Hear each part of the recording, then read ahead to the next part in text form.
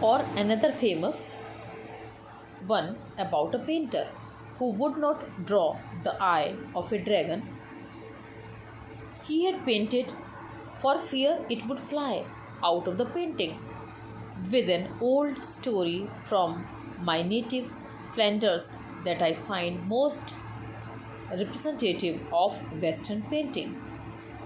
So, see, children, in this paragraph, the author Nathalie describes about such the importance of such stories that are described in Chinese education, and such stories played an important part.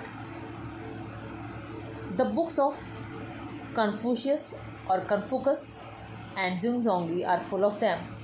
They reveal the spirit of the art. There is also another story about a painter.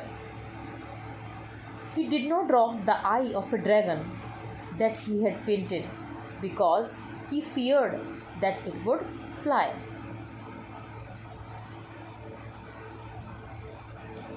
Now, in the next paragraph, in the 15th century, Antwerp, what is it? What is Antwerp?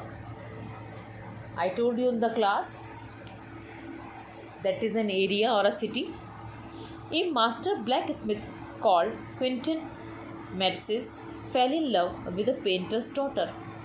The father would not accept it son-in-law in such a profession, so Quentin sneaked into the painter's studio and painted a fly on his latest panel with such delicate realism that the master tried to swat it away before he realized what had happened.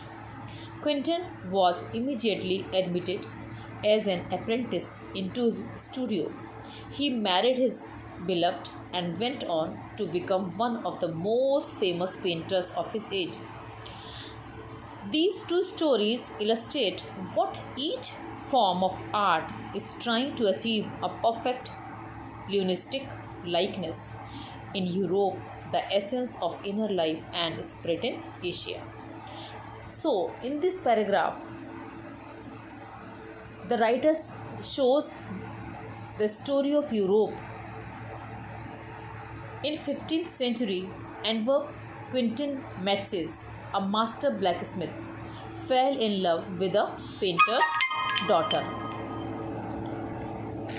But the painter would not accept him. So Matsys entered his studio and painted a fly on his latest panel with such a realism that the painter sweated it to fly.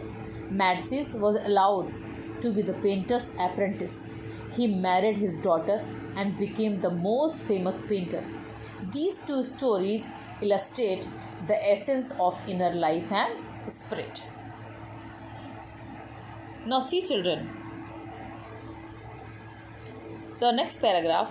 A classical Chinese landscape is not meant to reproduce an actual view, as would a Western figurative painting, whereas the European painter wants you to borrow his eyes and look at a particular landscape exactly as he saw it, from a specific angle. The Chinese painter does not choose a single viewpoint. His landscape is not a real one, and you can enter it from any point.